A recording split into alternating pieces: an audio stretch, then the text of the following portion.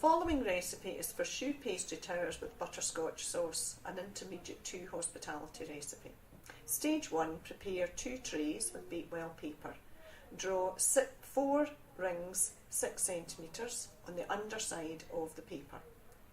Oil the 2 trays lightly to prevent the pastry from sticking. Set the oven to 200 degrees at this stage. In a jug, measure water and set out all of the ingredients that you will require. Into the pan, put the water and the butter, and at this stage add a pinch of salt and a pinch of sugar.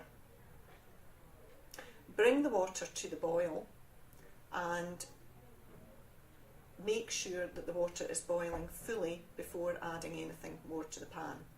Beat the eggs very thoroughly. They need to be runny enough to pour from the jug in a controlled way, because gradual addition of eggs is what's going to be required.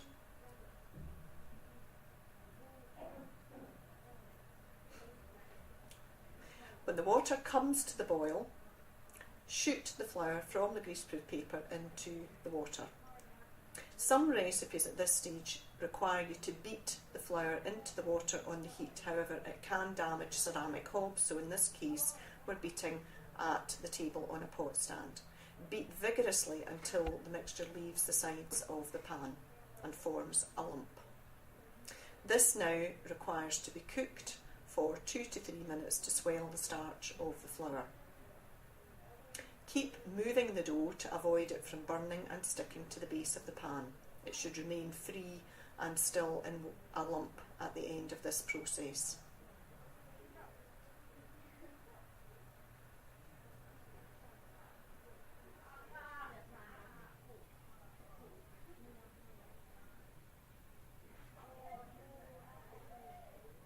The dough will be too hot for the eggs at this stage, so must be allowed to cool slightly. To test, you can use your pinky. If it's comfortable to put your pinky into the dough, then it will be safe to put the eggs in.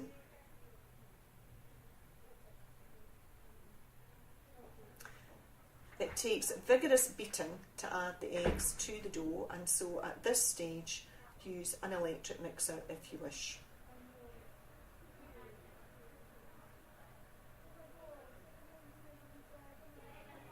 Add a little egg at a time and beat very thoroughly between each addition.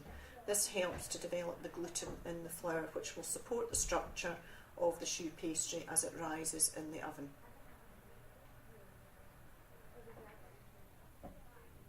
Continue to add a little egg each time, beating very thoroughly between each addition.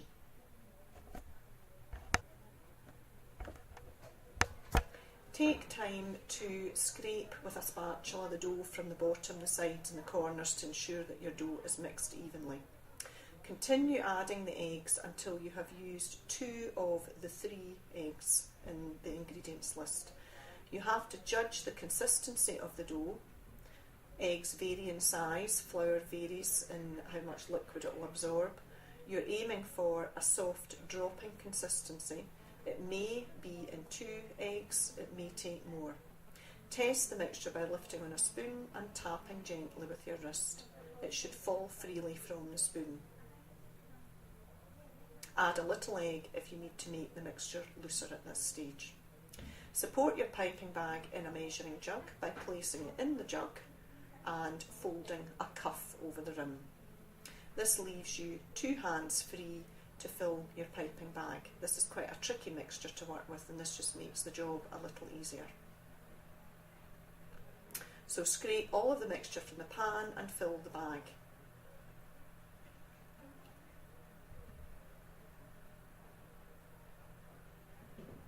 Use a tray on your table. You'll notice there's one with cutlery on it, and this allows you to organise your cutlery and keep the table tidy and clean as you work.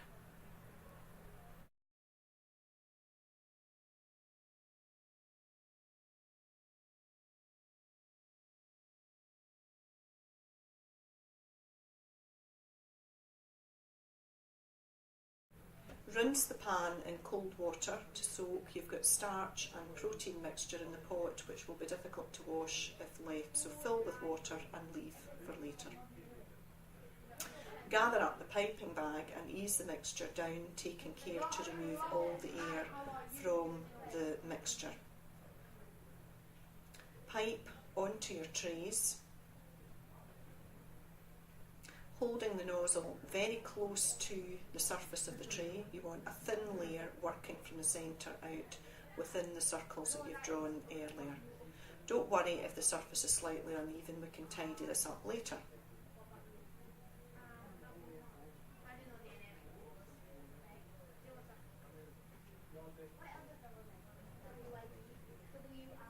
On the second tray, pipe the profiteroles.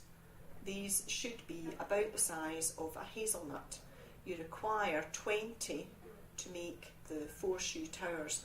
However, you can make some extra if you've got plenty mixture, because some may come out misshapen or be damaged when you remove them from the paper. So it's quite handy to have extra ones if you need them. Wet a knife in water and use it to tidy up the surface, the edges of your bases if you need to, and then take the points off the piped profiteroles if you require to. These now go into a hot oven and they take about 15 minutes to cook. They should be dry when they come out and hollow inside. They're going to treble in size.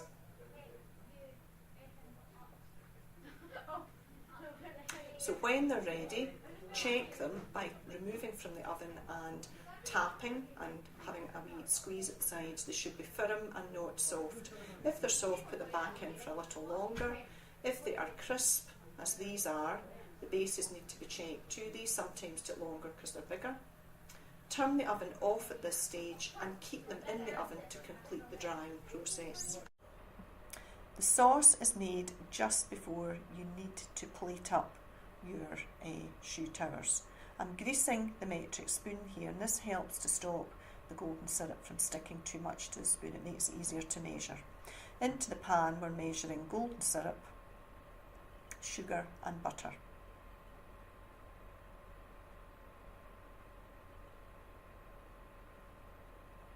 And as you'll see, this should come out fairly easily. And now the butter and the soft brown sugar. This goes on to a moderate heat until the sugar has melted. It's important not to boil the mixture too soon. If you can hear the grainy grittiness of the sugar, you must keep the heat low enough to prevent it from boiling. Keep this moving, don't let it sit, and stir until the sugar has dissolved, at which point turn the heat up and allow it to boil.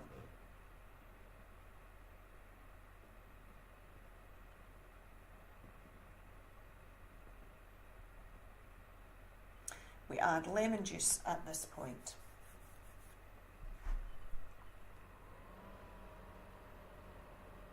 A dash.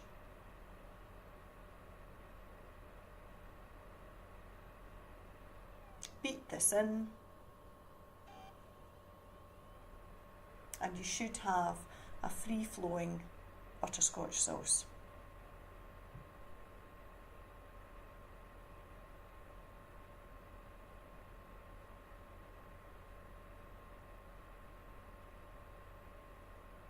Don't make this sauce too soon, because as it cools it will become very thick and then it won't work for the decoration at the end. The choux buns are now cool. They've been sitting in the room for some time after being taken from the oven, and we're splitting them and filling them with piping in cream to fill. This can be done through the base if you make a hole, or you can cut the natural line in the side and pipe it through there. Fill all the buns. This is a paper piping bag with chocolate. Adjust the size of the hole until you get the amount of chocolate flowing that you want. Test it before you use it to decorate. Here's the sauce. We're putting this into a narrow nozzle bottle for piping onto plates. Test again to make sure you're getting a controlled flow. Choose a design. These are 3 different designs that I'm going to show you. You have to produce 4 identical plates. These are just suggestions of 3 ideas that might work, but you should come up with your own. Here we're piping butterscotch sauce in a zigzag across the plate. In this one we're going to use the chocolate, and we're going to do quite a simple linear design. Think about the proportion of the item you're putting on the plate. Don't make your plate too busy. Simple is easier to do in the busy minutes running up to the end of the exam when this has to be served. Think of the colour of your dish, and think also of the flavours. You want to have your food positioned on the plate so that we don't have the decoration and the food isolated from one another. It should all match and blend in together. Here we're using coulis on the plate. This coulis is slightly runny, in case anybody's wondering why it's kind of big blobs. This came from the freezer and it has kind of separated slightly. Coulis that's made fresh would sit in a nice little bead. It's also quite dark because we made this using forest berries. This final decoration is using just a zigzag and a flick. This is quite a nice one to do if you've got the confidence to do the flick.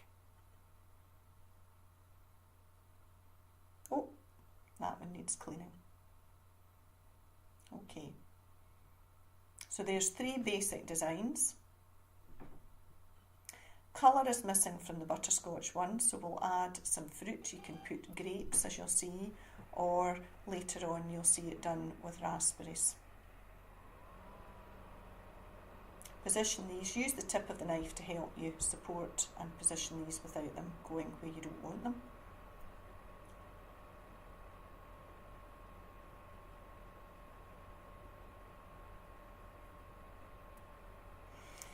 A swirl of cream with a raspberry for a little bit of colour. And there are the plates ready. These can be prepared at any time in the course of the morning so that at the end they are ready just for you to put the choux towers on.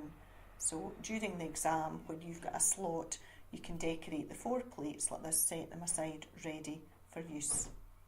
Here we're using cream to stick the profiteroles together to the bases, so we have 4 on the bottom and 1 on the top. You'll have noticed that I put a swirl of cream on the plate. This is to stop the choux tower from sliding on the plate when it's carried for service.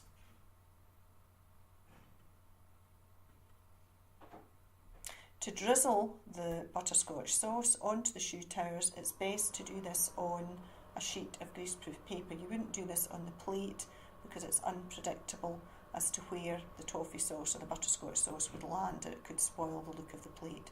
So we do this on a sheet of paper before lifting it onto the plate. Use a spoon. Don't take too much at a time and flick it around. And here are 3 designs that we've come up with.